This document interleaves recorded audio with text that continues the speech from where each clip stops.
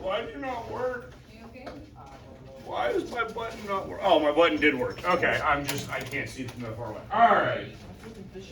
Oh, it's Friday, right? Okay, so we got a lot to cover today.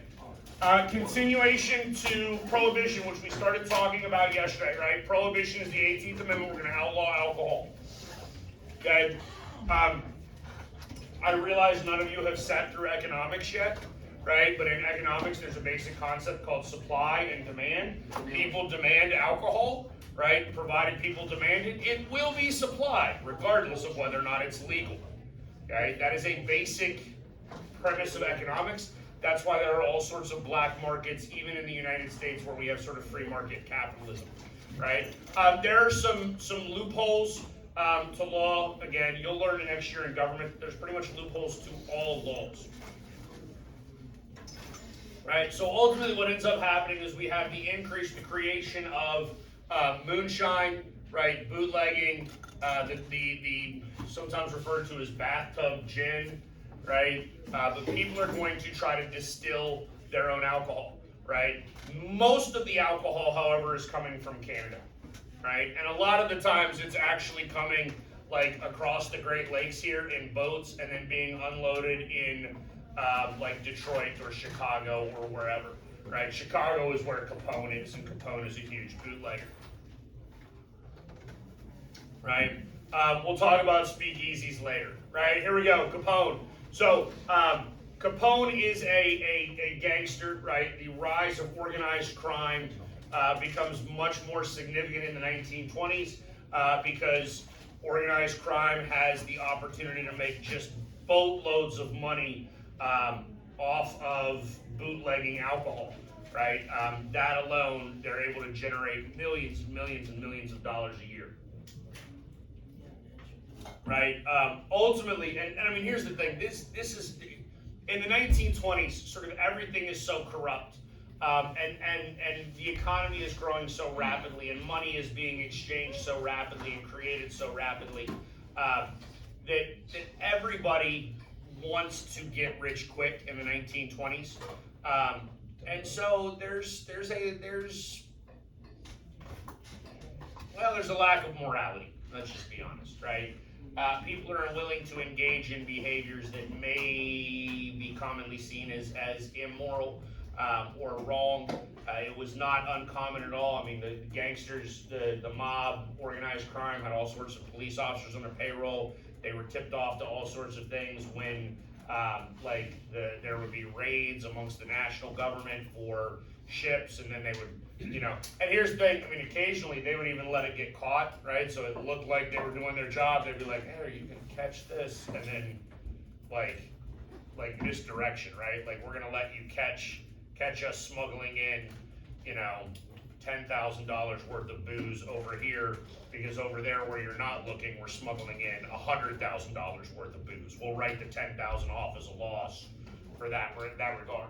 Right, so bootlegging becomes a huge industry, right? And again, this image here on the board is actually like a homemade still, right? So you can I don't know, it's all a thing these days where people are home brews for beers, right? And how you distill or create alcohol in your home, relatively common now. There are some significant laws around it, especially as it pertains to alcohol or liquor versus beer or wine. There are some subtle differences, but y'all realize that if you drank rubbing alcohol, you would die, right? Y'all understand that? What? Rubbing alcohol is 70% alcohol by volume. Right, whereas Jack Daniels, no wait, maybe Jack Daniels is 70% alcohol. No, yeah, I think Jack Daniels is 70% alcohol by volume. Rubbing alcohol would be 90-something%. Well, if you only have a little bit, you can get alcohol poisoning. You get drunk. Don't just stop! Don't. No. But here's the thing: it's not actually distilled for consumption, so it doesn't have the same like protections. Again, we talked about this with the progressive era, right? And like the FDA, the Food and Drug Administration, right? The idea that we're going to go into meat packing plants and make sure that your ground beef is actual beef, right? There are protections. We want to make sure that if you're consuming alcohol, if you buy alcohol in an open market, that it's actually safe-ish to consume. I mean, it's not ever safe to consume. Alcohol is a poison. Make no mistake about that. It is a poison, right? Like your liver has to filter it out of your body because your liver is what filters out toxins, right? Too much of it will destroy your liver and you will die, right?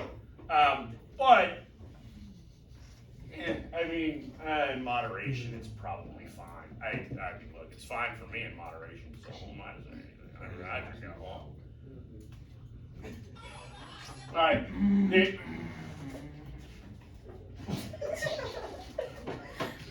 You know that's on video now, right? Okay. Somebody's gonna be watching this next year and be like, oh my God, it was Usher.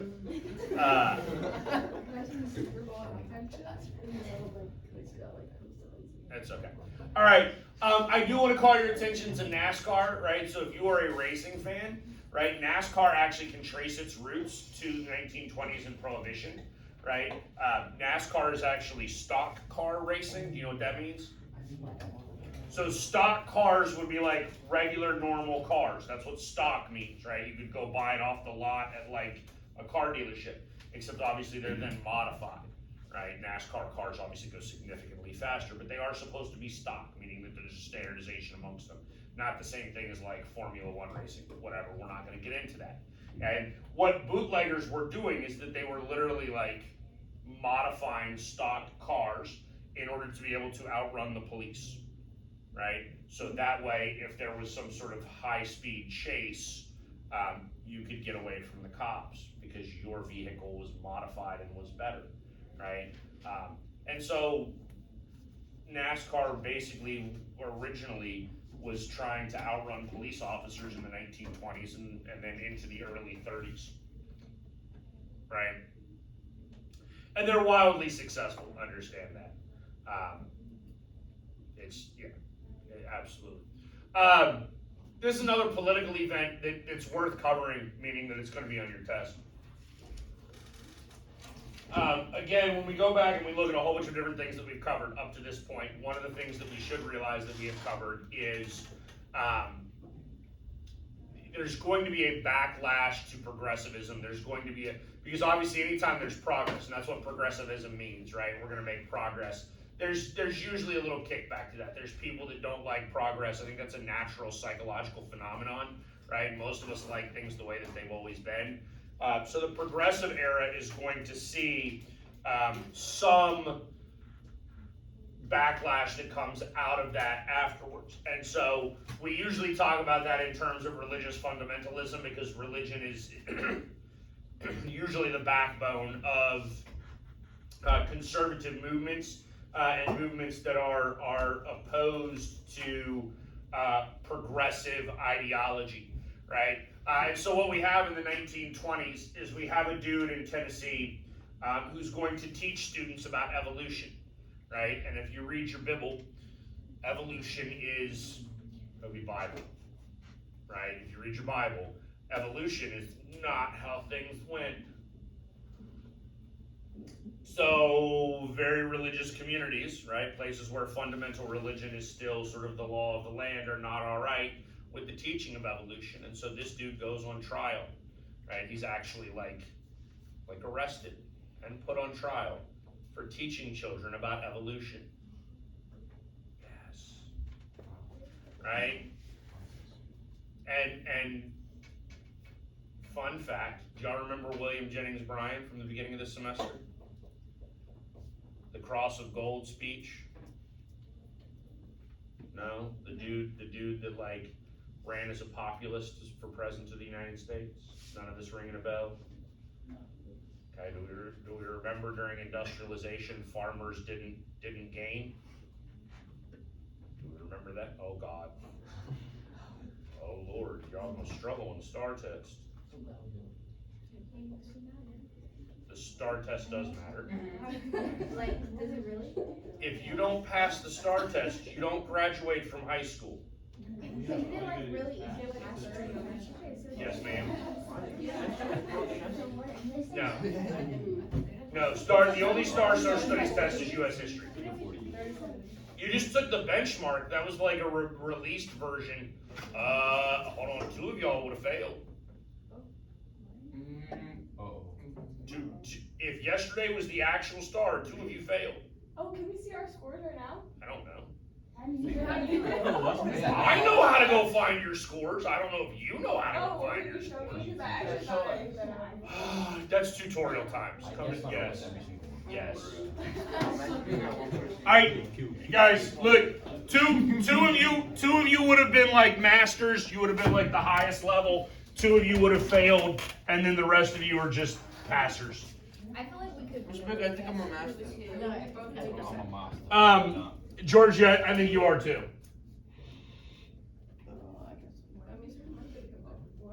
He said, I think I mastered, and he said, I think you did too. I actually do. I think you were one of the 2, if I remember correctly. How do you know? I can see your scores. I'm a teacher. Oh, you already know what we all got. Yes. Yeah, but the reality is I also graded your short responses incorrectly because look, you know, I don't even care if this is on video. They can all hear this. I really don't care. That is the dumbest test ever. And at some point in time before, like, we gonna skip a whole discussion day, and we're gonna have a whole discussion right before you go take the STAR test on how to pass the STAR test, because that test is ridiculously stupid. Okay? The reality is some of the readings you should actually not read. You should actually skip it, because they will just confuse you, and then the question has nothing to do with what you just read. Okay, so we gonna have to have a whole conversation about like testing strategy stuff. Anyways, back to William Jennings Bryan. William Jennings Bryan. Okay, this is why people should not have 3 names. It's up there as Jennings. That might be his middle name now. I can't remember if it's William Bryan Jennings or William Jennings Bryan. I think it's William Jennings Bryan. I really do. That's also why you shouldn't have a first name for a last name. I say that, and then like my children have last names for first name. Is it William Jennings Bryan? Okay, so my PowerPoint is wrong. I messed up. That should say Bryan, not Jennings. That's the middle name. Okay? But that's the dude who did the Cross of Gold and wanted bimetallism and wanted like farmers to be able to prosper off of industrialization, which was not happening because the farmers were producing too much, and then basic supply and demand said when there was too much production, prices went down and the farmers actually lost money. Right? And now he goes from that to actually like representing the state of Tennessee as the council, arguing that the Bible is literally word for word accurate and is a scientific book and not like a philosophical book. Right? Eventually, and by the way, this becomes like a whole thing. Like, the trial lasts like a month. Like a whole month. A whole month to talk about whether or not evolution is real. By the way, y'all understand, hopefully, because we like 100 years from this point, hopefully y'all understand evolution is real. Yes. Right? I mean, evolution is real. Like, I'm not trying to tell you like where man originated from, okay? Because I'm not smart enough. I'm not, right? Like, I learned in basic biology that every cell comes from a previous cell. So I don't know where the first cell came from. I really don't. I ain't that smart, right? But like, at least microevolution, we 100% know is accurate, because you know people used to have like 6 fingers, right? Did y'all know that? Wait. Tyler, stop. That is really funny, and I'm so glad you have a sense of humor. Okay, yeah, people used to have 6 fingers a hand. And then it's so weird because I would see them, and instead of saying like trying to think, you. Okay, but here's the thing. Like we like evolution. Believe it or not, there are scientists today who actually think like your pinky toe is eventually just gonna like stop. Like, you don't need a pinky toe. You don't need no 10 toes. The pinky toe don't do nothing. Right? And like, yeah. No, oh, you only need your big toe for balance. Yeah, you absolutely need your big toe for balance, but you don't need any of it. All right. All right, this brings us to a concept that we're really going to talk about now, although it showed up a little bit earlier. We didn't talk about it in great detail, right? In the 1870s, I don't remember exactly when, right? There was a dude named Charles Darwin, and I hope you learned about him in biology class, right? Charles Darwin went and studied like finches or some bird. I don't know what the bird is. I don't care, right? But he went and studied birds, right? That were native to like Chile over here, right? And then apparently some storm would have blown them like way out into the Pacific Ocean, further than they would have been able to fly like on their own regularly. So they're not going back and forth, right? And what we find, or what Darwin finds, right, is that over the course of time, the beak of the bird modifies, right, because the kind of nuts or the way they're like cracking seeds or whatever on the mainland in South America is different than the type of seeds that exist on the island, and therefore they have to evolve. That is evolution, right? Evolution is real. Okay, that is technically called microevolution. All kinds of scientific evidence that says microevolution is real. So we're going to stop right there, right? But there's a whole bunch of people in the early 20th century that are going to begin to apply Darwin's idea of evolution to society. And it's called social Darwinism, right? And if you're ever bored, because the internet's a wonderful thing, if you're ever bored, right, like you can go Google on the internet Darwin Awards, right? And you know what you get to watch? People doing dumb shit. Like people just being stupid, right? Like Darwin Awards, stick a fork in a socket, see what happens. You get electrocuted, you're an idiot, right? Like, so, but here's the thing, social Darwinists would actually argue like you should let somebody do that, right? Do you know why? Because, what? No, it's not a real prize. It's where everybody's going to laugh at you and mock you on the internet prize. No, you get nothing, and sometimes you get death. Because people are stupid. Have you not met people? There's a lot of stupid in the world, I'm just saying. There's a lot of intelligence in the world, too. I do need you to understand that. Okay, but there's also... Okay, but social Darwinism is going to be utilized to justify all sorts of things, to include like racism, right? Because if my culture is superior to your culture, if my culture has produced more than your culture, right, then my culture can make your culture subservient because that's social Darwinism, which is accurate. That is a Darwinian theory applied to society and culture, but also kind of stupid, right? One, cultures evolved based upon like factors specific to that culture, right? Obviously you should realize that if you live in like Alaska, you don't need to develop air conditioning. You don't need it, right? Like that's not going to be something that you're going to think about someday. All right. But social Darwinism becomes a justification for imperialism, right? Like we are cultured, we're higher class, we have evolved, right? We have evolved as a culture, as a people, to be better, and therefore do we use the term when Native Americans nobles? Have you heard the term noble savages? No, it's actually not. It's not meant to be an oxymoron, right? It's meant to provide some level of like humanity to savage cultures, right? And when we say savage cultures, what it really means is non-white cultures, right?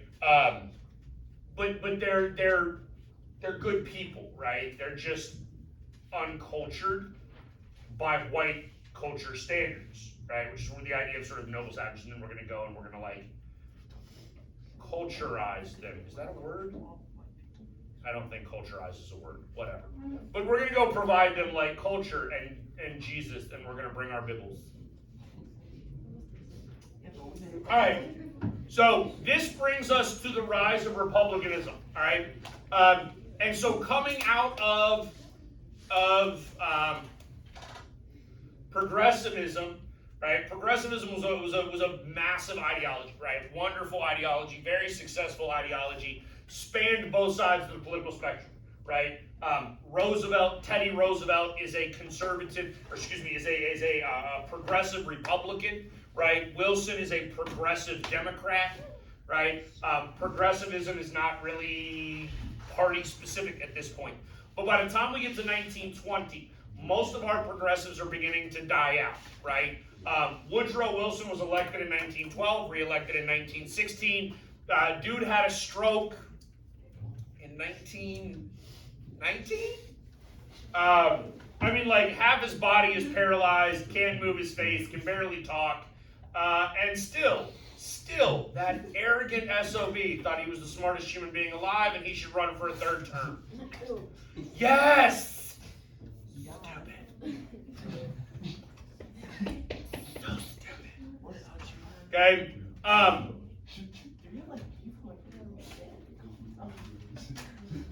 But this means that most of our progressives are dying out. That brings about a rise of a new level or a new type of politician, right? And so there we have the rise of republicanism, which is really the political ideology that is a reaction to progressivism, right? It's trying to return to traditional norms and values. Again, this is happening right after World War I, where black people had opportunities and women had opportunities.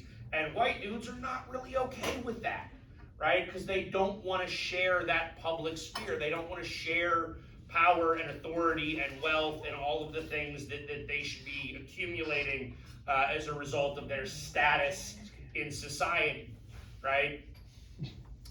There's also a post-war recession that occurs. It begins really in 1919. Okay? For a long time, the United States was producing just massive amounts of stuff during the wartime period because we were supplying our allies with all of the materials that they need. As the war ends, one, they need significantly less material, but then two, as the war ends, the allies, the European nations, are going to start rebuilding their own infrastructure and start trying to ramp up their own economic vitality, right? They need to start producing their own stuff and stop relying on the United States for everything. That means we now have overproduction and a decrease in like sales and consumption, all right? And then with all of this comes Eugene Debs, right? Who is definitely not a Republican and definitely not reactionary against progressivism. This is our socialist, communist person who's going to run for I think he runs for president like 5 times. Why is that embarrassing? Okay, God, of course not. We're not electing a communist.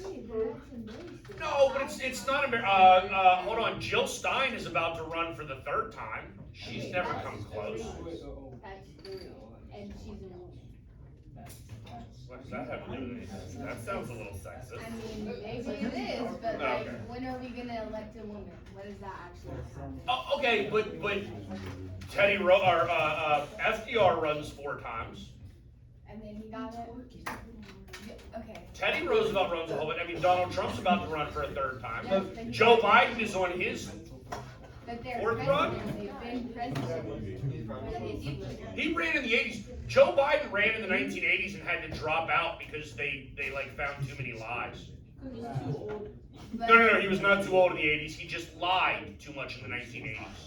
I'm just Like Joe Biden was like, I graduated first in my class in law school. No, you didn't, bro. You graduated 50th out of 51 people. Yeah. Joe Biden has, I mean, he's a politician. All politicians have problems with the truth. They just,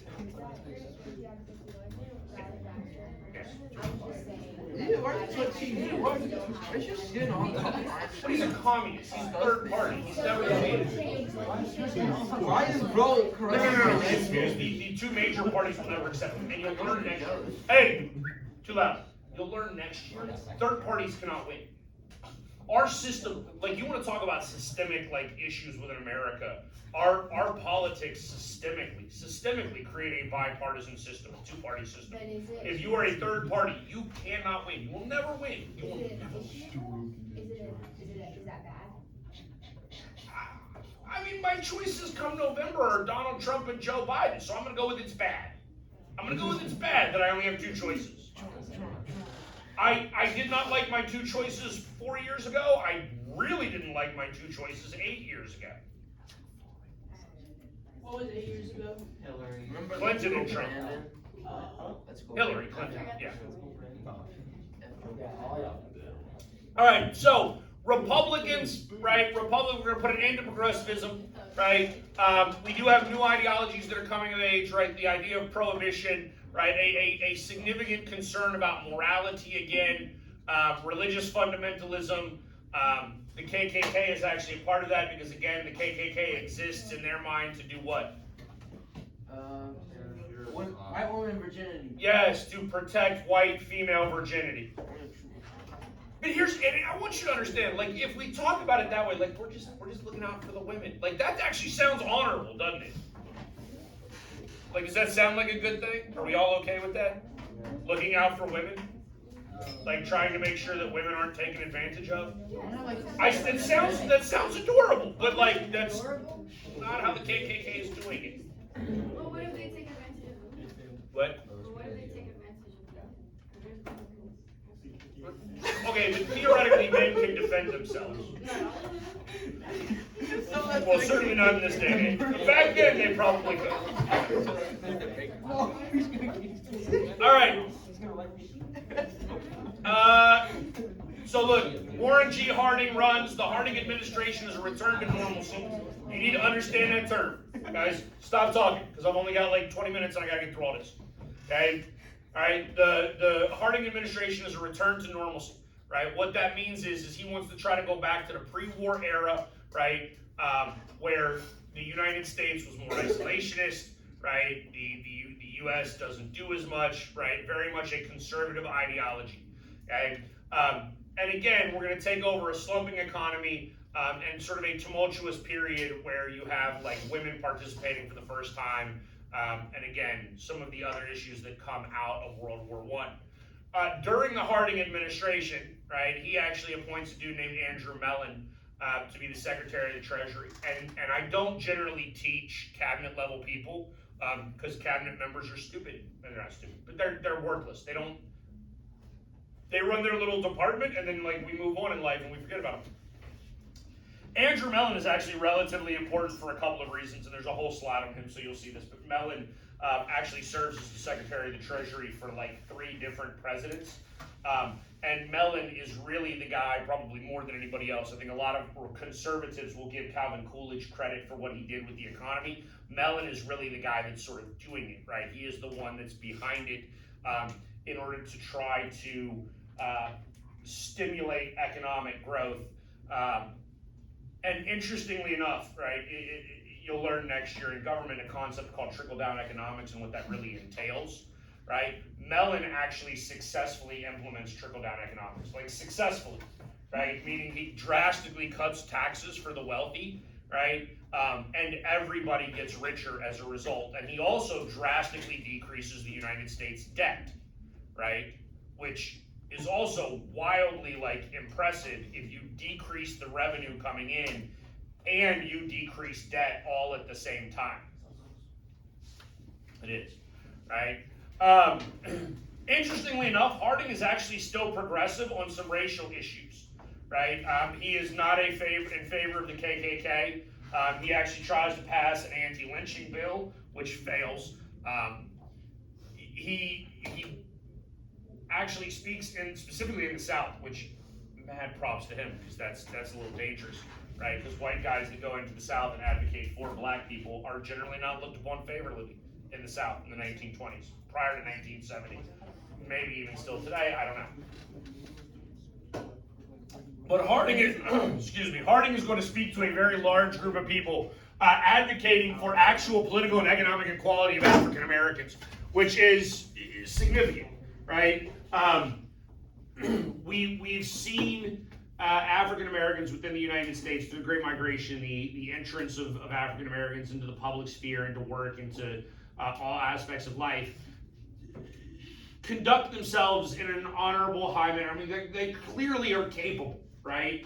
Like they're not that social Darwinian ideology of like, well, they're inferior, therefore we must dominate them. They've clearly proven that they're capable, and Harding recognizes that and wants to see them sort of get political and economic equality, although economic equality is very difficult to achieve, but at least political equality.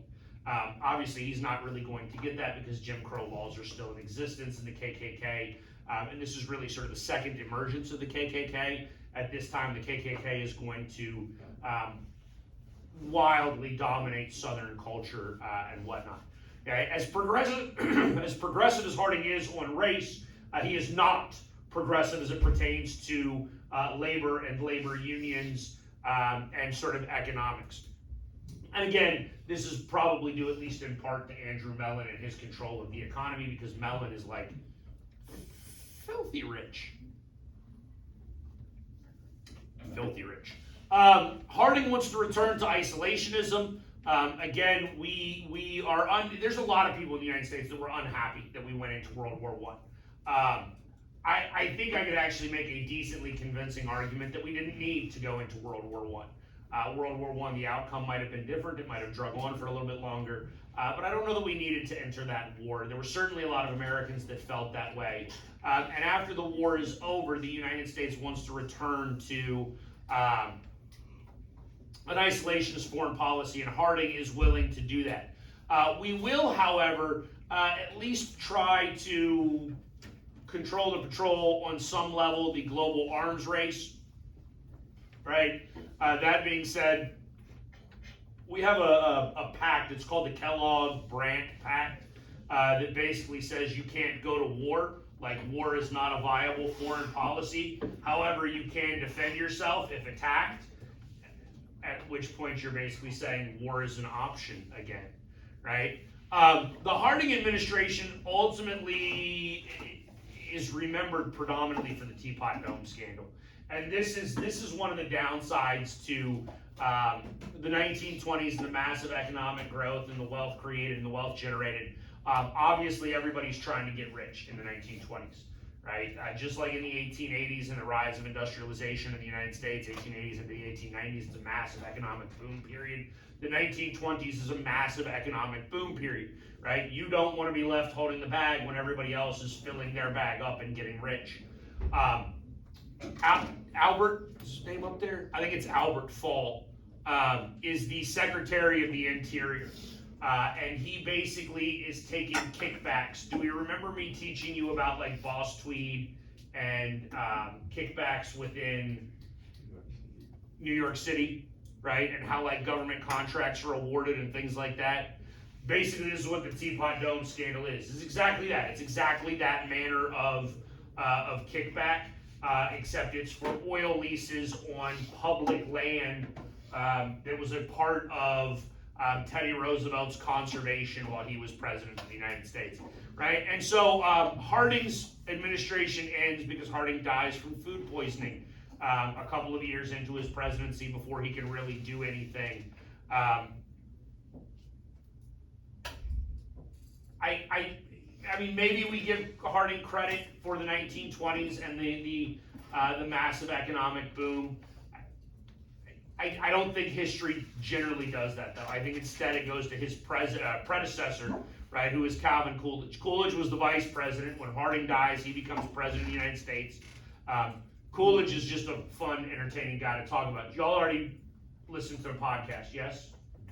On Coolidge, right? I mean, some of those stories about him are wildly entertaining, right? Like there's a story about him at a press dinner, right, where a journalist walked up to him and was like, you know, I have a bet.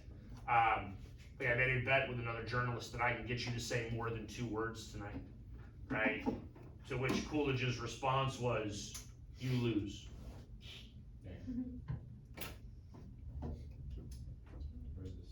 And then didn't speak again. Yeah, I mean, he's sometimes called, he's frequently called Silent Cal, sometimes called Do Nothing Cal. It's actually by design. Republicans, during the Reagan administration, Reagan sort of elevates Coolidge to premier status within U.S. presidential history. Because Reagan puts his like presidential portrait back in the White House like front and center. Because Reagan is a big believer. And there's probably some truth to this. Like if you inherit a good situation, which Coolidge did, just don't muck it up, man. Like just don't screw it up. If everything is going well, stop. Don't do anything. Don't. Right? There's no need for you to screw up a good thing. Right? And Coolidge sort of abides by that concept. Right? And so during Coolidge's administration, we see taxes go down, we see spending go down, we see economic growth increasing drastically, we see reductions in the budget and the debt, all of that stuff. But again, we'll get to that with Mellon, right? Coolidge serves a year, or a term and a half, basically, right? Like 6 years. He is elected to his own term in 1924. Coolidge decides not to run in 28, even though he could have. Okay? And so a guy named Herbert Hoover is going to take over. And Hoover, interestingly enough, was also a cabinet level guy, right? Hoover ran the Department of Commerce because Hoover actually was like a businessman. He was wildly successful, very efficient, very intelligent, aided in like the World War I effort logistically, right? And if you don't know what logistics is just sort of like the procedures that have to take place in order for things to get done. He has a very analytical mind, right? Very sort of engineering concept where there's a problem. We're going to go through steps 1, 2, 3, 4, 5. Problem solved, right? Hoover is very much like that. He takes over again a good situation, and will continue that. And then there's some things that sort of happen outside of his control that he's going to take the blame. He's going to take the blame for a lot of stuff. I don't know that it's completely his fault, right? U.S. foreign policy, so again, politics during the 1920s, we want to return to isolationism. We do not join the League of Nations, which we should already know from our World War I unit. We do attempt to create disarmament, which is the Kellogg-Brand Pact there, and that's ultimately sort of worthless. It's an agreement that we're all going to like not build up our military, not continue militarism, not have an arms race, not use war as a foreign policy, but you can defend yourself if threatened. Well, what constitutes a threat? Right? That's going to allow you to do whatever it is you want, right? Economically, the 1920s is a new era of consumption. Okay? The economy soars from basically 1922 to 1928. People are making money hand over fist. Production drastically increases. Incomes drastically increase, right? Inflationary costs don't go up nearly as fast as what incomes do, right? That gets into an economic concept called purchasing power, right? You understand that if I make, let's just say for the sake of argument, I make $100,000 a year, right? And inflation goes up 10%, right? And I get a 5% raise. You understand what that means? I lost money. I got a 5% raise, but I lost money. Okay? Because inflation exceeded my raise, therefore, as I go to spend my $105,000 now, if I bought, assuming I saved nothing, right? Everything that I had bought the year before for $100,000 now costs $110,000, but I only made $105,000, right? And in the 1920s, we don't have that issue. Usually, if you have massive increases in wealth, like we have in the 1920s, you see high periods of inflation that follows, right? Because as you're generating wealth, as you're creating money, you're creating wealth. Because wealth is created. I need you to understand that, right? As you are creating wealth, right, that means that there's more money in circulation. Therefore, the cost of goods should be rising at a commensurate rate, okay? To help you understand this, all you need to do is look at COVID, right? Because we just dumped billions of dollars, right? If not trillions. I'd have to go back and look at the number. But we dumped billions of dollars into the U.S. economy, right? Where we just sent checks to people's houses. And what happened as a result? Massive inflation. Anybody with a decent high school understanding of economics should have seen that coming, right?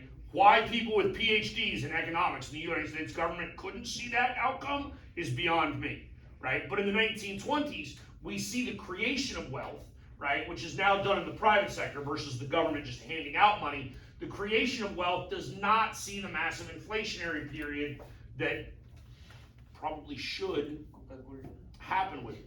right? As the 1920s progressed, we have mass production, mass consumption. Advertising now becomes a thing. It's a whole industry.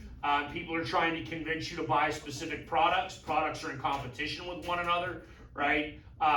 People are working hard, but because they're making so much money, they have a significant amount of leisure time, right? The economy is doing so well that people can sort of spend money on things that they couldn't have beforehand or didn't beforehand.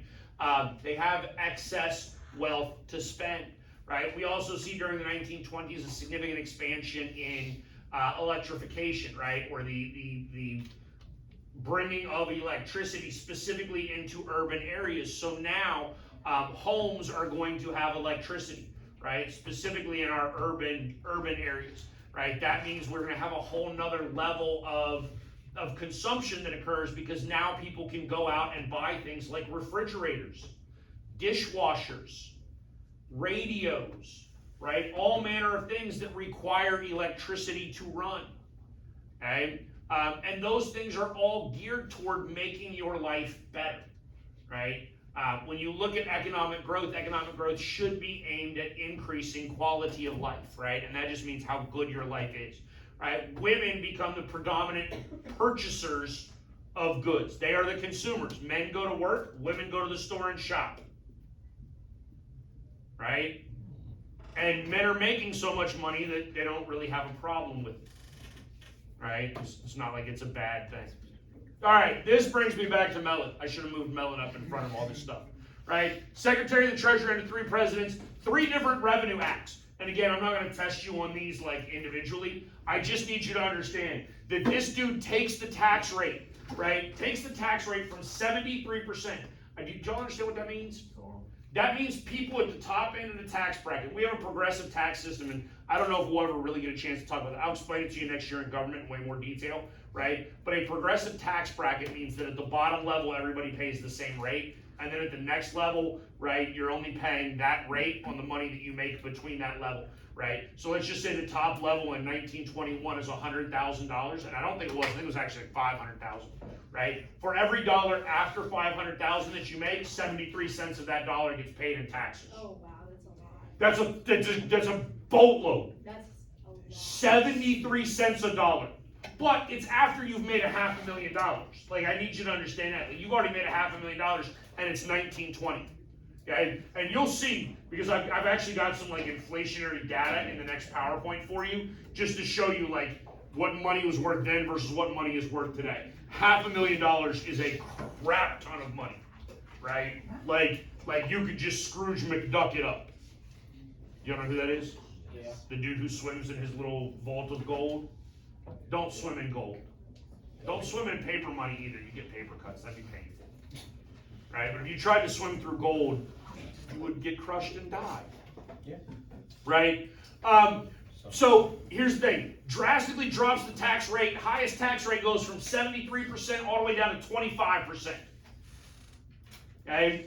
Also drastically decreases the debt. But then the Great Depression happens. And Mellon is still Secretary of the Treasury. He's going to take a lot of the blame. Congress actually tries to impeach him. Congress tries to impeach him. And so Hoover moves him out of the Secretary of the Treasury and into being like, I think he was the ambassador to England, right? And then he just kind of quietly goes away, right? During the 1920s, we have mass production. The Ford assembly line is a good example. That's actually like an image of people like putting specific parts onto wheels, right, or onto the spokes of the wheels before the tire goes onto it, right? People are making $5 a day working 8-hour days in like 1923, right? So you're making $25 a week, right, working at the Ford power plant, $25 a week, that's $100 a month, right? $100 a month, and just so you see down there near the bottom, right, by 1924, a Model T cost you $300. You making $5 a day, working 5 days a week, 8 hours a day, you making $100 a month, yes? $100 a month, car costs you $300. So that means in 3 months, car costs 3 months' salary, yes? Right? You know what the average automobile costs today? Like $48,000. Right? What is the average salary today? $45,000. It's less than 45, right? An automobile today costs more than a year's salary, right? When you talk about averages. And that should give you an idea of all of this, right? We already talked about electricity. The electric motor is what matters so much because now radios, refrigerators, washing machines, all sorts of stuff that you can have, right? And again, makes life so much better. Okay? Life is so much easier now as a result of all of these different things. We also have airplane technology, right? We talk about airplanes existing in World War I, right? A lot of the times technological innovations from the military will get utilized domestically or in civilian life afterwards, right? You need to know Lindbergh and Curtiss. Those are the two that are on the star. Amelia Earhart is the one that everybody talks about in terms of pop culture, right? That's the woman that like disappeared trying to fly around the world. Lindbergh is the first dude that flies from the United States to England. He flies over the Atlantic Ocean on a solo one-way flight. Curtiss is basically becomes the largest producer of airplanes by that point. Right? Now, all of this is made possible by something called speculation, and we'll talk about this in way more detail when we get to our PowerPoint next week on 1929. Okay, speculation basically means credit. You're buying things without actually having the money for it, right? And credit is wildly easy to come by in the 1920s, which allows people to purchase things, which aids the economy, and we'll just pay for it at a later date. Got it? Lovely. Wonderful. Thank you.